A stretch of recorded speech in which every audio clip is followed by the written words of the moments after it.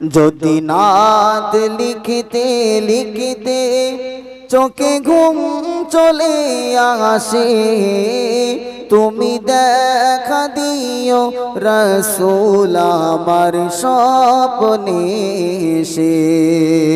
যদি নাত গাইতে গাইতে চোখে ঘুম চলে আসে, তুমি ঘুম পাড়িয়ে দিও রাসূল শিয়রে এসে।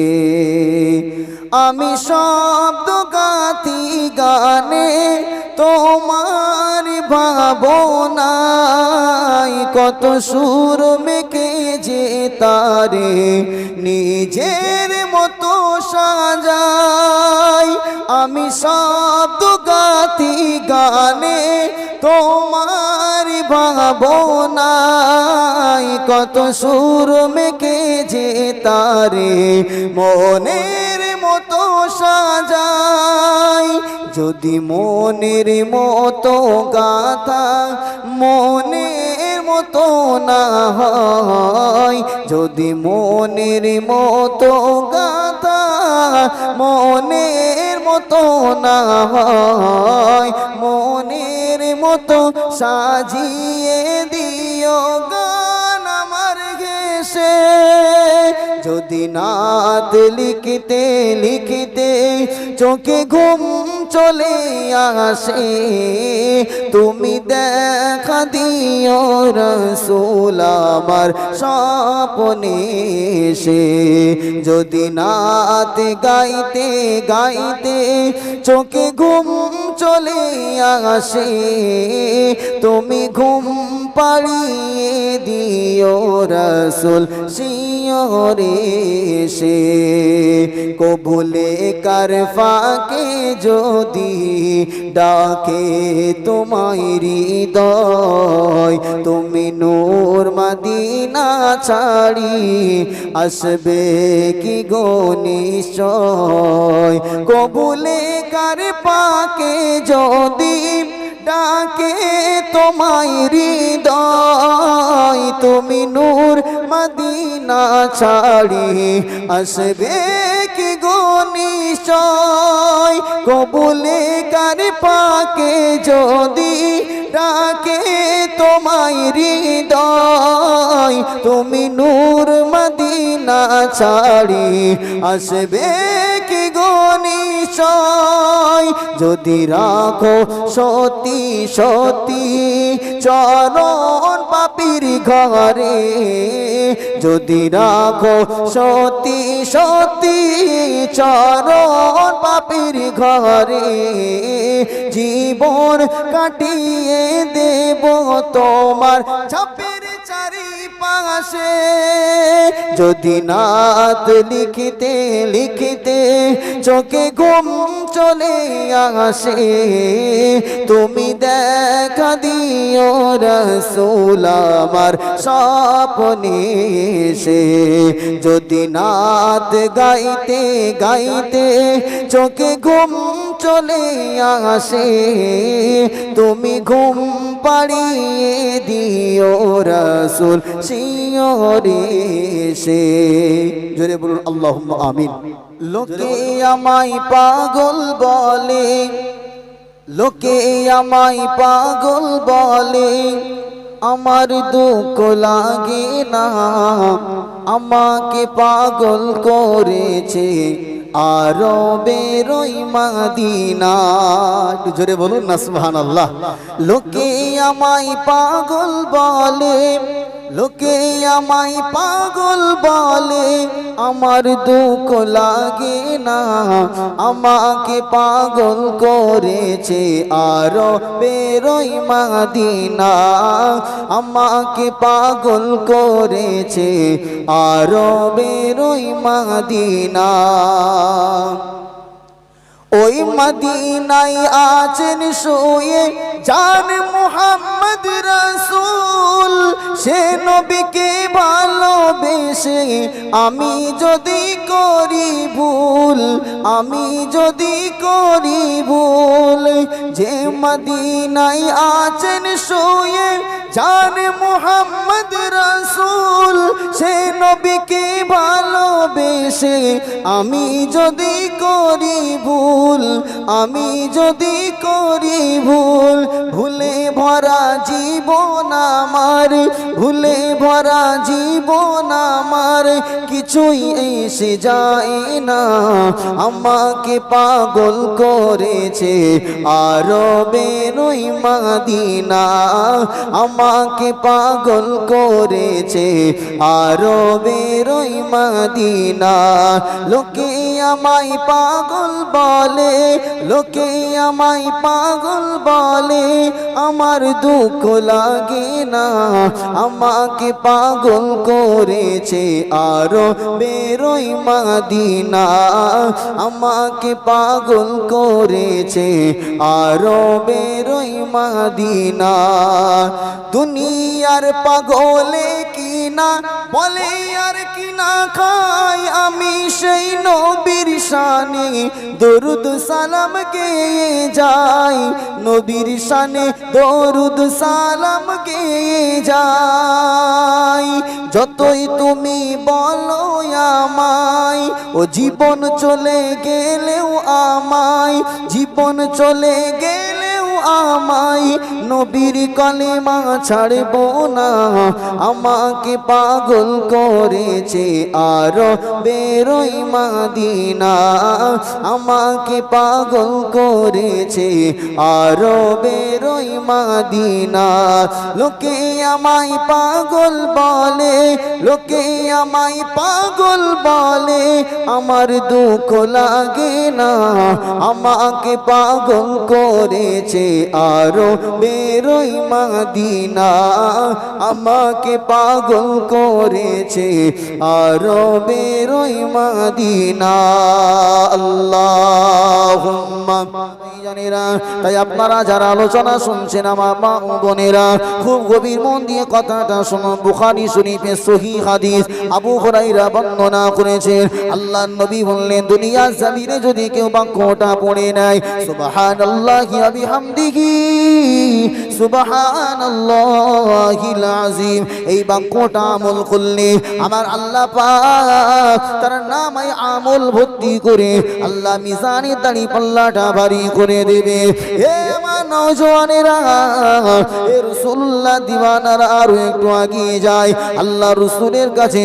আল্লাহ রাসূলের কাছে সাহাবায়ে কেরামেরা বসা, আল্লাহর নবী সাহাবায়ে কেরামদেরকে ডাক দিয়ে বললেন, হে বাবা সাহাবারা, তোমরা কি দিনে 1000 নেকি অর্জন করে তোমরা কি ঘুমাতে পারবে? ইয়া রাসূলুল্লাহ, ইয়া হাবিবাল্লাহ, হুজুর এটা কিভাবে সম্ভব? আল্লাহর নবী ওই সময় সাহাবায়ে কেরামদেরকে ডাক দিয়ে বলেছিলেন, ও আমার সাহাবারা, ও আমার সাহাবারা, তোমরা যদি দিনে 100 বার করে সুবহানাল্লাহটা পড়ে নাও, আমার আল্লাহ পাক তোমাদের নামায় আমলে 1000 করে নেকি লিখে দেবে। জোরে বলুন সুবহানাল্লাহ।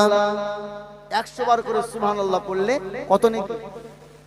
জোরে বলুন, 1000 নেকি। এ নওজোয়ান তরুণীরা, আল্লাহ রাসূল এই সাহাবায়ে কেরাম সহ গোটা উম্মাতানিকে সুসংবাদ দিয়েছেন। এটা উম্মতি মুহাম্মাদি তথা গোটা পৃথিবীর ইমানদার মুমিন মুসলমানের জন্য একটা অফার।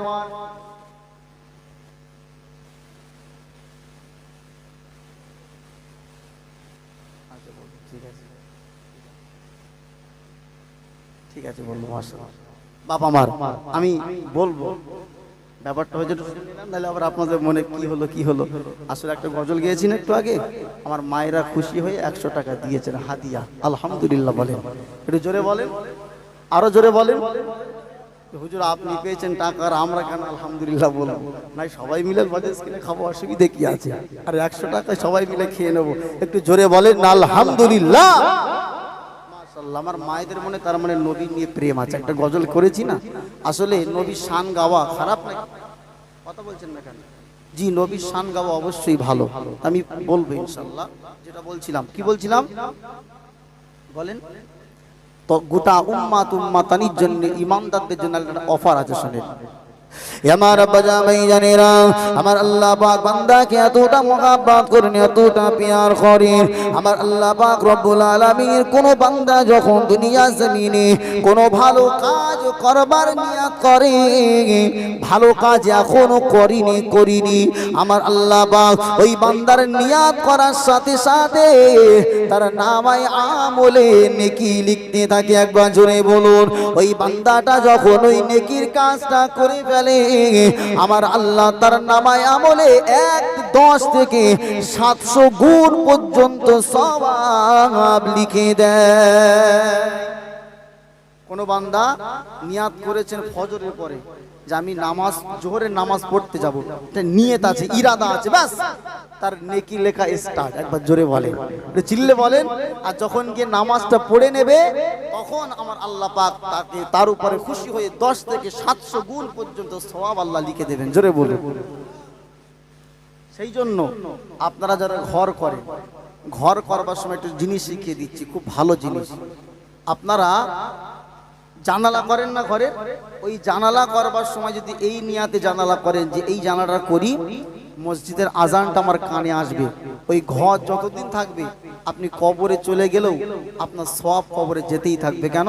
আপনার নিয়াত ছিল যে এই জানলা দিয়ে কি আসবে, কথা বলুন, আজানের ধ্বনি আসবে, তাহলে আপনার নিয়ত ভালো। এই যে নিয়াত করে জানালা করেছেন, এর জন্য আপনি সওয়াব পেতেই থাকবেন। সুবহানাল্লাহ বলেন। যে কোনো কাজ আপনার নিয়তের উপরে নির্ভরশীল। আমার আব্বা জামাইয়ানেরা, কিন্তু দুনিয়ার জমিনে যখন কোনো গুনাহগার বান্দা একটা খারাপ কাজ করবার নিয়ত করে, খারাপ কাজ না করা পর্যন্ত আমার আল্লাহ পাক তার গুনার খাতাতে গুনাহটা লিখে না। কিতাবের ভিতরে আরো পাওয়া যায়, আল্লাহর কোনো বান্দা গুনাহ করবার নিয়ত নিয়ে বাড়ি থেকে রওনা করেছে, গুনার কেন্দ্রস্থল পর্যন্ত পৌঁছে গিয়েছে, কিন্তু এই গুনার কেন্দ্রস্থলে যাওয়ার পরে আল্লাহ পাকের ওই বান্দার মনে ভয় ঢুকে গেল, আজকে যদি আমি গুনাহটা করি, না জানি আল্লাহ আমাকে ময়দানে মাশারে কঠিন শাস্তি দেবে। ওই বান্দাটা যদি গুনাহটা না করে ফিরে আসতে পারে, আমার আল্লাহ বলে ফারিস্তারা, আমার বান্দা গুনাহ করতে গিয়েছিল, কিন্তু আমি আল্লাহ আমার ভয়ে গুনাহটা করে নাই, তার কারণে তার নামায় আমলে একটা নেকি লিখে দাও। সুবহানাল্লাহ বললেন না? এ নওজোয়ান তরুণেরা, পক্ষান্তরে দুনিয়ার কোন গুনাহগার বান্দা যদি গুনাহ করবার জন্য গুনার কেন্দ্রস্থলে পৌঁছে যায়, আল্লাহর ভয়ে গুনাহ করিনি, আল্লাহর ভয়ে নয়, পৃথিবীর মানুষ খারাপ বলবে, সমাজের মানুষের কাছে লজ্জিত হয়ে যাবে, এই কারণেও যদি বান্দা ফিরে আসে, আমার আল্লাহ পাক রব্বুল আলামিন তার গুনার খাতাতে গুনাহটা লিখে না। জোরে বলেন সুবহানাল্লাহ। কিন্তু কোন বান্দা যদি ভালো কাজ করবার নিয়াতটা করে, নিয়াত করার সাথে সাথে আমার আল্লাহ তার নেকি লেখা শুরু করে, আল্লাহর ফারিস্তারা নেকি লেখা আরম্ভ করে।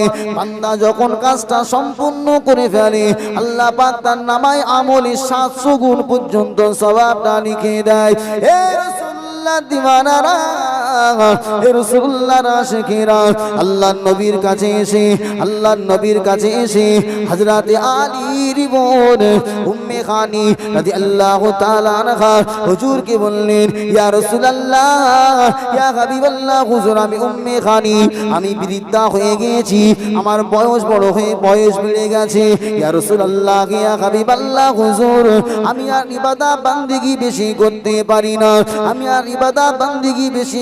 পারি না, ইয়া রাসূলুল্লাহ, ইয়া হাবিবাল্লাহ, হুজুর আপনি আমাকে এমন কিছু বান্দেগীর কথা বলে দেন, এমন কিছু আমলের কথা বলে দেন, যে আমলগুলো করতে আমার বড় সহজ হয়ে যায় আর নেকিটা অধিক হয়ে যায়। আল্লাহর রাসূল বললেন, ও উম্মে খানি, ও উম্মে খানি, তুমি সুবহানাল্লাহ আলহামদুলিল্লাহ বলবে, সুবহানাল্লাহ আলহামদুলিল্লাহ বলবে। যুদ্ধের ময়দানে 100 যুদ্ধের ঘোড়া দান করলে যতটা নেকি হবে, আল্লাহ পাক তোমার নামায় আমলে সমপরিমাণ নেকি লিখে দেবে।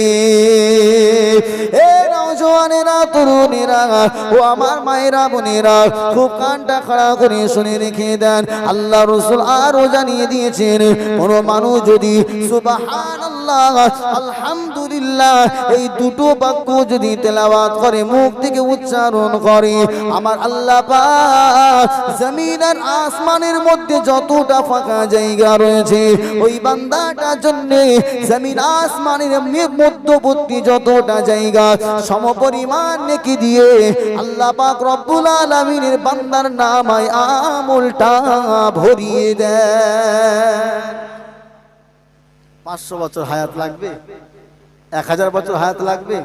একটা মানুষ যদি এই 50-60 বছরে এই সমস্ত ছোট্ট ছোট্ট আমলগুলো করে, কত নেকি তার নামায় আমলে হবে বলুন তো? একটু চিন্তা করুন। মানুষ জাহান্নামে যাবে কি করে? যাওয়ার তো লাইন নেই। একটা গুনাহ করতে গিয়ে ফিরে আসলে আল্লাহ গুনাহ লিখছে না, কিন্তু নেকির কাজ করবার জন্য নিয়াত করলেই নেকি স্টার্ট হয়ে যাচ্ছে। তারপরেও কিন্তু হাজার হাজার হাজার হাজার মানুষ জাহান্নামায় যাবে। যাবে না? যাবে। তাদের কপাল পোড়া, যারা হতভাগা, যারা নালায়েক, নির্বোধ, যারা বোঝে না। এত বলবার পরে জান্নাতের রাস্তা সহজ, একবার জোরে বলে। জান্নাতে যাওয়া কঠিন, সহজ। গুনাহ করাটা অনেক চাপের ব্যাপার। একটা চুরি করতে গেলে পিছনে টেনশন থাকে না? যদি ধরা পড়ি, লোক কি বলবে, পুলিশে মারবে, কেস হবে, কত টেনশন। আর আপনি মসজিদে নামাজ পড়তে যাবেন, কোনো চিন্তা আছে? এই দেখ তো নামাজ পড়তে যাচ্ছে, কি ধরিও, কেউ বলবে? কোনো টেনশন নেই, দিল খুলে। আর গুনাহ করতে গেলে কত রকম টেনশন, কত চেষ্টা, কত কিছু ফোন দিয়ে আটার পরে তাও ধরা পড়ছে, ঠিক না বেটি? বলেন। আর আপনি ইবাদত বান্দেগি করতে গেলে কোনো অসুবিধা নেই, একদম রিল্যাক্সে মন খুলে ইবাদত করবেন, আল্লাহ জান্নাতে যাবেন। একবার জোরে বলেন সুবহানাল্লাহ। বাবাজি আমার, তাহলে দীর্ঘ হায়াত আর সংক্ষেপ আমাদের হায়াত, এই হায়াতের ভিতরেই যদি আমরা আমাদের জীবনকে অতিবাহিত করতে পারি, আল্লাহর কসম করে বলছি আমাদের নামায় আমল অন্যান্য নবীদের উম্মাতের থেকেও বেশি হবে। একবার জোরে বলুন সুবহানাল্লাহ। আমার আব্বা জামাই জানিরা, কিন্তু আজকে সমাজের মানুষ এতটা নির্বোধ হয়ে গেছে, এতটা অবুঝ হয়ে গেছে, এতটা আল্লাহ নাফরমান হয়ে গেছে। নামি দামি আলেম উলামার কাছ থেকে ওয়াজ নসিহত এলাকায় কম হয় না। এ বাবাজি আমার, অনেক মানুষ আবার বলে এত জলসা হয়, কিন্তু মানুষ তো হেদায়েত হয় না। হেদায়েতের মালিক কোনো বক্তা নয়, ঠিক না বেটি? আমি ওয়াজ নসিহত করে আজকেই তামাম নূরপুরের এলাকার সমস্ত মানুষকে নামাজি বানাবো, এটা অসম্ভব। আমি ওয়াজ করে যাব, নূরপুরের সমস্ত মায়েরা বোনেরা পর্দানাসীন হয়ে যাবে, এটা অসম্ভব। তাই যদি হতো, পৃথিবীর জমিনে সব চাইতে সুবক্তা যিনি ছিলেন, যার কথা থেকে নূর ঝরতো, তিনি হলেন আল্লাহর রাসূল, ঠিক না বেটি? আল্লাহর নবী ওয়াজ করলে নবীজির চেহারা মোবারক থেকে নূরানি ঝলকানি উঠতো, আল্লাহর রাসূলের কথা থেকে নূরে ঝলকান উঠতো। তারপরেও আল্লাহর নবীর কথাকে মান্যতা দিয়ে সবাই কি একই সঙ্গে একই প্ল্যাটফর্মে এসেছিল? জোরে বলেন। তাহলে আমি রফিকুল আপনাদেরকে ওয়াজ নসিহত করব আর আপনারা ভালো হয়ে যাবেন, এটা কিন্তু একেবারেই নয়। আপনার আল্লাহ পাক কোরআনের ভিতরে জানিয়ে দিয়েছেন, ইন্নাল্লাহা লা ইউগাইয়িরু মা বিকওমিন হাত্তা ইউগাইয়িরু মা বিআনফুসিহিম। আল্লাহু আকবার। এটা জোরে বলেন আল্লাহু আকবার। এ রাসূলুল্লাহ দিওয়ানারা, আল্লাহ নবী বললেন ইন্নাল্লাহা, অবশ্যই আল্লাহ, লা ইউগাইয়িরু, পরিবর্তন করে না, বিকওমিন, কোন কওমকে, কোন জাতিকে, কোন দলকে আল্লাহ পাক পরিবর্তন করেন না ততক্ষণ পর্যন্ত, হাত্তা ইউগাইয়িরু মা বিআনফুসিহিম, যতক্ষণ না পর্যন্ত ওই কওম, ওই গোত্র নিজেরা নিজে থেকে পরিবর্তন হয়, আমার আল্লাহ ততক্ষণ পর্যন্ত তাদের পরিবর্তন করে। আমি ওয়াজ করব, আপনারা বলছেন তুই যতই করবি কর, আমি তাস খেলবো, টিভি দেখবো, বিড়ি খাবো, সিনেমা দেখবো, তো ব্যাস আমি হিদায়াত করতে পারবো? কিন্তু আপনি যেদিন মন থেকে উপলব্ধি করবেন আমি ভালো হব, আমি ভালো হয়ে যাব, সেদিন আপনাকে আর কেউ রুখে রাখতে পারবে না। আমার কথা মিলিয়ে নেন, বাড়ি থেকে চিন্তা করুন আমি ভালো হব, কোনো হুজুর লাগবে না, নিজে থেকেই আপনি দেখবেন আমি নামাজ পড়বো, কি আমাকে আটকে রাখে? যখন আপনি নিজে থেকে পরিবর্তন হবেন আপনাকে আর কেউ ধরে রাখবে, জোরে বলুন, পারবে না। কিন্তু আমি ওয়াজ করব, আপনাকে চাইবো যে আপনাকে হেদায়েত দিয়ে দেব, যদি তাই হতো আল্লাহর নবী নিজের চাচাকে হেদায়েত দিয়ে দিতে পারতেন, ঠিক না? আল্লাহ রসুলের চাচা আবু তালিব মরণের সময় মৃত্যু সজ্জায় শায়িত, আল্লাহ রসুল কাছে গিয়ে বলছেন, ও আমার চাচা, আপনি আমাকে ছোট্টবেলা থেকে মানুষ করেছেন, আমি কোরআনের চক্ষু দিয়ে দেখছি, আপনি যদি বেঈমান হয়ে দুনিয়া থেকে বিদায় নেন তাহলে আপনার ঠিকানা হবে জাহান্নাম, আপনার জায়গাটা হবে জাহান্নাম। ও আমার চাচা, আমি মুহাম্মাদুর রাসূলুল্লাহ এটা চাই না আপনি জাহান্নামের আগুনে যান, আমি চাই আপনি জান্নাতে যান। ও আমার চাচা, আপনি একবার জবান থেকে শুধু আল্লাহর একত্ববাদের বাণীটা স্বীকার করে নেন, আমি মুহাম্মদ যে রাসূল, এটা যদি বলতে আপনার লজ্জা লাগে পুরো বাক্যটা বলতে হবে না, শুধু বলুন লা ইলাহা ইল্লাল্লাহ, আমি আল্লাহর কাছে আপনার জন্য বোঝাপড়া করে নেব, জোরে বলুন সুবহানাল্লাহ। ও আমার চাচা, আমি আপনার ভাতিজা, আমাকে রাসূল বলে মানতে যদি আপনার শরম হয়, লজ্জা লাগে, মুহাম্মাদুর রাসূলুল্লাহ সাক্ষ্যটা দেওয়া লাগবে না, শুধু লা ইলাহা ইল্লাল্লাহ এটা বলুন। কিন্তু আবু তালিব বলতে যাবে, পাশে দাঁড়িয়ে ছিল হাইব্রিড, কে? ইবলিস না, হ্যাঁ আবু জাহাল, আবু লাহাব, পাক্কা পাক্কা জিনিস সব। বলে ভাই সারা জীবন তুই ওই একটা লিডার ছিলিস, নেতা ছিলিস, এটা স্বাভাবিক, আমি খারাপ উদাহরণ নেওয়ার জন্য বলছি না। মনে করেন একটা মানুষ 50 বছর টিএমসি পার্টি করেছে, হট করে যদি অন্য পার্টিতে যায় খারাপ লাগবে না? এটা আমি রাজনীতির কথা না, একটা স্বাভাবিক লজ্জা লাগবে যে এতদিন এই পার্টি করতে করতে হঠাৎ করে এই পার্টিতে।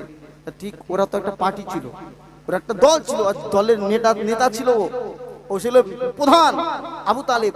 এখন চাচা ভাই সারা জীবন এই পার্টি করে আর মরণের সময় তোমার ইজ্জত থাকবে? লোক তোমাকে কাপুরুষ বলবে। পাঁচ থেকে কারা বলছে?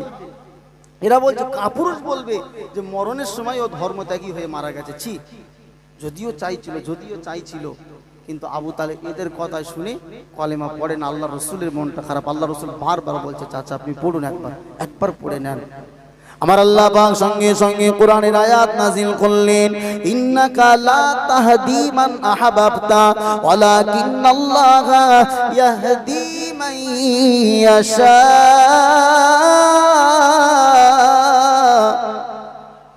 জোরে বলেন, এ আমার হাবিব, ইন্নাকা লা তাহাদি, আমি আল্লাহ জানিয়ে দিলাম আপনি লা তাহাদি, হিদায়াত দিতে পারবেন না, মান আহাবাবতা, আপনি যাকে মহাব্বত করেন, ভালোবাসেন, যাকে পছন্দ করেন, তাকে আপনি হিদায়াত করতে পারবেন না।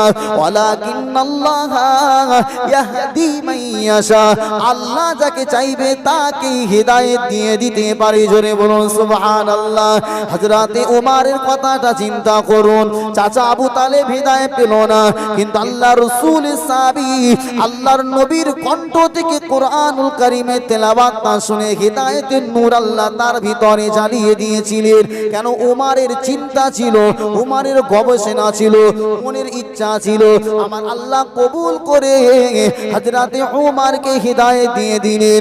আল্লাহর নবী মসজিদের ভিতরে নামাজে দাঁড়িয়ে দাঁড়িয়ে আল্লাহ রাসূল সূরাতুল হাক্কা তেলাওয়াত করছেন। আল হাক্কাতু মাল হাক্কা ওয়া মা আদরাকা মাল হাক্কা কাযাবাত সামুদ মুআদুম বিল কারিআ ফাম্মা সামুদ ফাহুলিকু বিত তাগিয়া ওয়া আম্মা আদুন ফাহুলিকু বিরিহিন সারসারিন আতিয়া। এমন করে আল্লাহর কোরআনের আয়াত তেলাওয়াত করছেন। হযরতে ওমর পিছন থেকে দাঁড়িয়ে দাঁড়িয়ে আল্লাহর রাসূলের কোরআনের এই তেলাওয়াতগুলো শুনছে আর বলছে, আমি মুহাম্মদকে এতদিন তো ভালো অনেক কথা মুহাম্মাদের নামে শুনেছি, মুহাম্মদকে এখন দেখতে পাচ্ছি এ তো বড় একজন কবি। কেন? কোরআনের আয়াত ছন্দের মতো, আল হাক্ক মাল হাক্ক ওমা আদরাকা মাল হাক্ক। এটা 29 নম্বর পারার 2য় নাম্বার সূরা, সূরাতুল হাক্ক। একদম সুন্দর, মনে হবে ছন্দের মতো আল্লাহ সাজিয়েছেন। সুবহানাল্লাহ। উমার শুনছে আর মনে মনে বলছে, মোহাম্মদ তো দেখতে পাচ্ছি বড় কবি। আমার আব্বা জামাই জানেরা, আল্লাহ হিদায়াত কিভাবে মানুষকে দেয় দেখেন। যখন আল্লাহর নবীর কোরআন শুনে, তেলাওয়াত শুনে, হযরত ওমর বলল, মুহাম্মদ একজন বড় কবি। এই সূরার ভিতরে একটা আয়াত এমন আছে, আল্লাহর নবী ওই ওমরের কথাটা মনে মনে তৈরি হওয়ার সাথে সাথেই নামাজের ভিতরে আয়াতটা বললেন, ইন্নাহু লাকাউলু রাসূলিন কারীম وما هو بقول شاعر। আল্লাহু আকবার। হে নওজওয়ানেরা, আল্লাহর নবী নামাজের ভিতরে যেটা তেলাওয়াত করলেন, ইন্নাহু লাকাউলু রাসূলিন কারীম, এটা হচ্ছে একজন রাসূলের কথা, এটা একজন রাসূলের কথা। ওমা হুয়া বিকাউলি শাইর, না কি এটা কোন কবির কথা। একবার জোরে বলুন সুবহানাল্লাহ। হযরত ওমর চিন্তা করছে মুহাম্মদ কবি, আর ঠিক সেই সময়তে আল্লাহর রাসূল ওই আয়াতটা তেলাওয়াত করলেন, আমি কোন কবি নয়, আমি হলাম রাসূল। হযরত ওমর পিছনে দাঁড়িয়ে দাঁড়িয়ে চিন্তা করে, আমি এখানে দাঁড়িয়ে কি মনে মনে চিন্তা করলাম, মুহাম্মদ বুঝতে পারলো কিভাবে? মুহাম্মদ তো দেখছি কবি নয়, মুহাম্মদ একজন হচ্ছে জ্যোতিষী। আল্লাহ পাক কোরআনের ভিতরে বললেন, ওমা হুয়া বিকাউলি কাহিন কলিলাম মা তাযাক্কারুন। পরের আয়াতে আল্লাহ রাসূল তেলাওয়াত করলেন, এটা কোনো জ্যোতিষীর কথা নয়। হযরত ওমরের মনে একটা জোরে ধাক্কা লেগে গেল। জোরে বলেন সুবহানাল্লাহ। হিদায়াতের উৎস এখান থেকে। কোরআন তেলাওয়াত শুনেছে, এই আয়াত শুনে চিন্তা করছে মুহাম্মদ কবি, আল্লাহ নবী বলছে কবির কথা না, ইনি জ্যোতিষী। আল্লাহ নবী বলছে মা হুয়া বিকাউলি কাহিন, এটা জ্যোতিষীর কথা নয়। হযরত ওমর মনে মনে ধাক্কা লেগে গেল। এগুলো জানা গেল কবে? উনি ইসলাম কবুল করার পরে সাহাবায়ে কেরামদেরকে শুনিয়েছে যে আমি ইসলাম কবুল করার আগে আমার সঙ্গে এই ঘটনা ঘটেছে। এটা ঘটে গেল, আল্লাহ পাক সূরাতুল হাক্কা দিয়ে ওমরকে একটা ধাক্কা দিয়ে দিল। জোরে বলুন সুবহানাল্লাহ। এরপরে বোন ফাতেমা যখন কোরআন তেলাওয়াত করছিল, আর বোনাই হযরত ওমর কি মারটা না মারলো, ফাতেমা জমিনে লুটিয়ে গেল।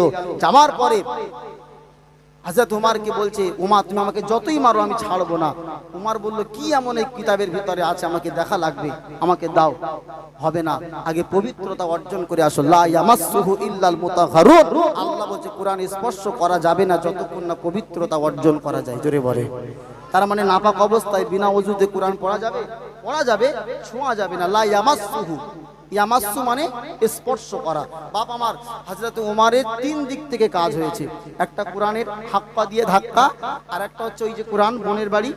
দ্বিতীয় নাম্বার আল্লাহর নবী দোয়া করেছিলেন আল্লাহর কাছে, আল্লাহ মক্কায় কাফেরদের এত অত্যাচার, আমি রাসূলুল্লাহ ইসলাম প্রচার করতে গিয়ে বড় অসুবিধা হচ্ছে। আল্লাহ হয় ওমর আর নয় আবু জাহাল, এই দুটোর ভিতর থেকে একটা কি ইসলামে দিয়ে দেন, নাহলে আমার খুব কষ্ট।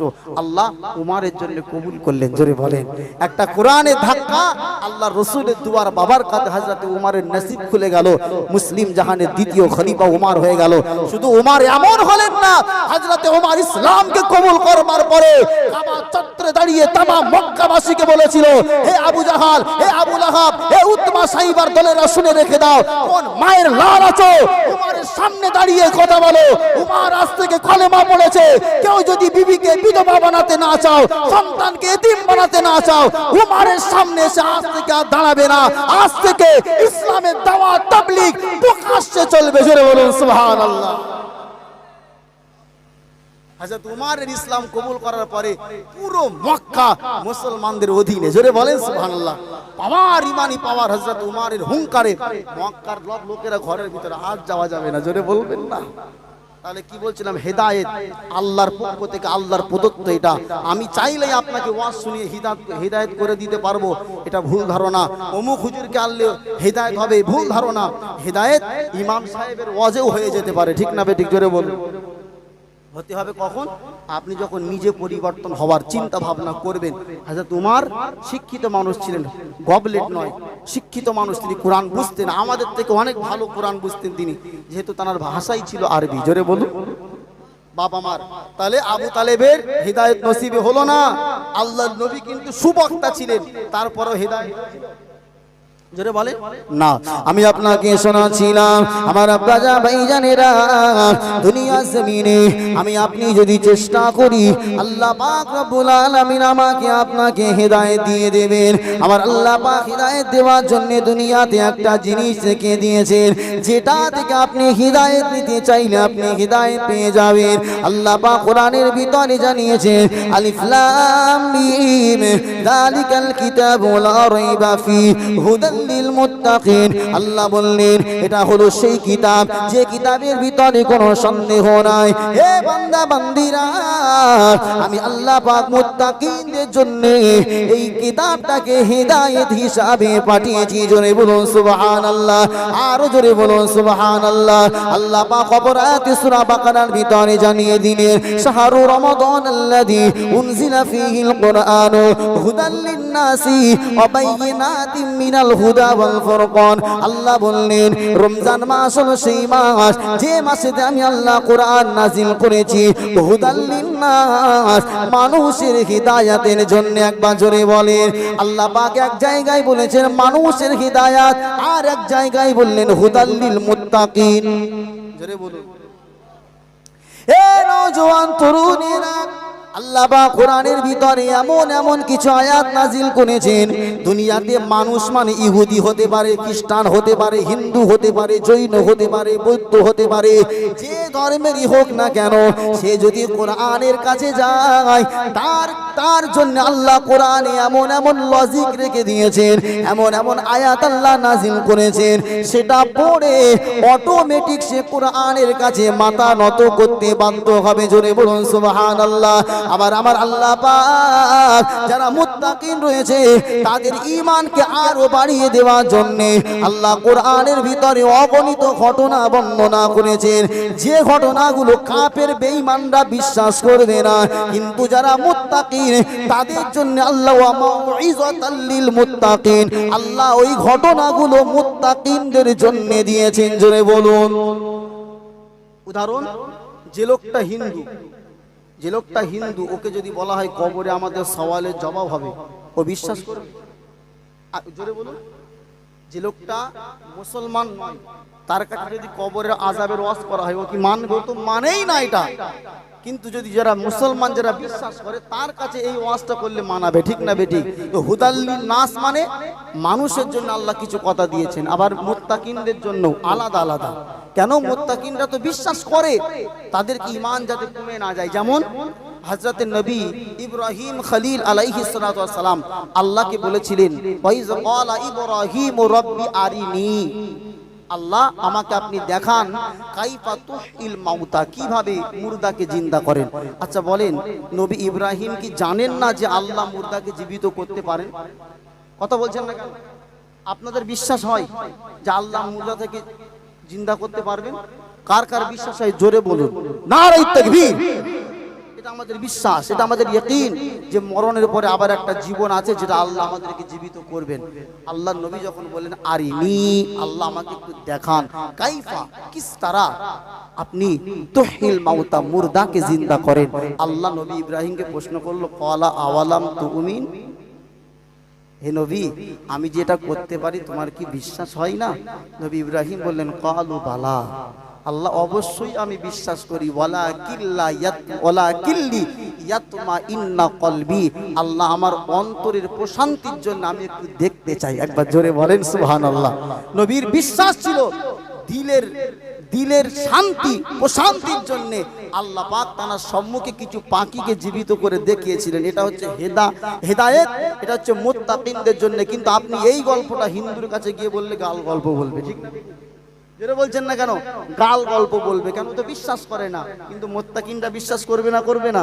তাই মুত্তাকিনদের জন্য হেদায়েত, আবার মানুষের জন্য আল্লাহ কোরআনটাকে হেদায়েত স্বরূপ পাঠিয়েছেন। জোরে বলুন সুবহানাল্লাহ। আমার বাজা ভাইজানেরা, নওজওয়ানেরা, তরুণেরা, এই কোরআনুল কারীমের কাছে যারাই যাবে হিদায়াত পাওয়ার জন্য, আমার আল্লাহ এই কোরআনের ওসিলা করে আল্লাহ তাদের অন্তরে হিদায়াতের নূর জ্বালিয়ে দেবে।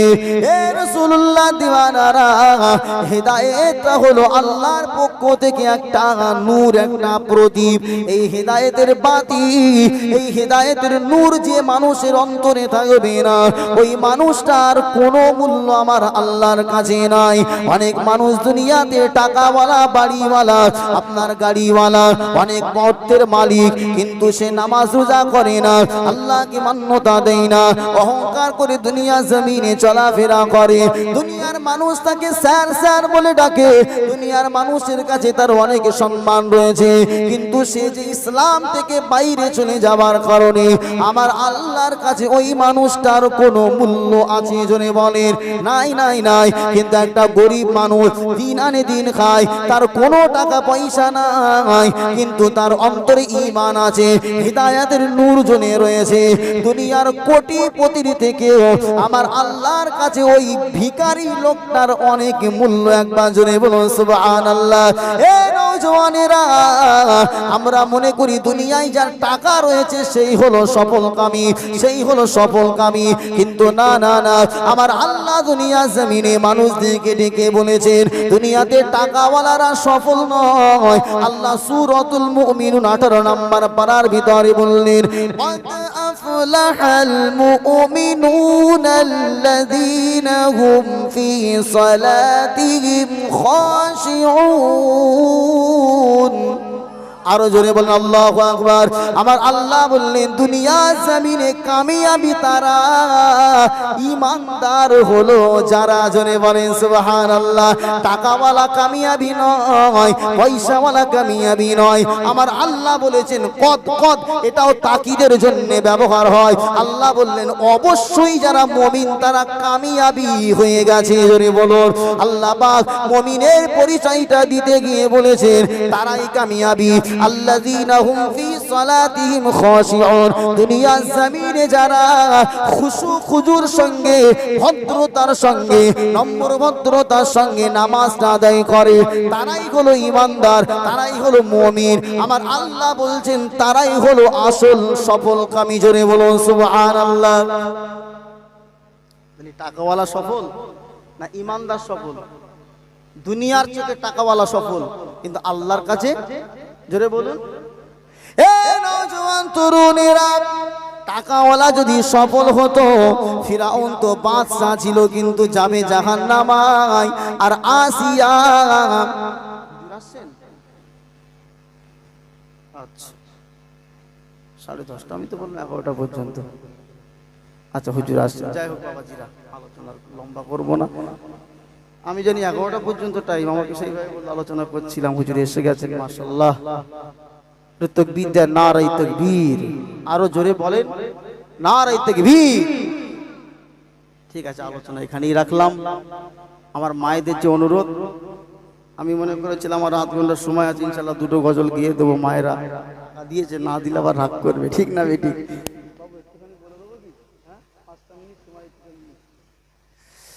দরুদ আল্লাহুম্মা সাল্লি আলা। আসলে ছোট মানুষ তোরা ঠিক কন্ট্রোল ঠিক বুঝতে পারে ব্যাপারটা। ওয়া আলা আলি সাইয়্যিদিনা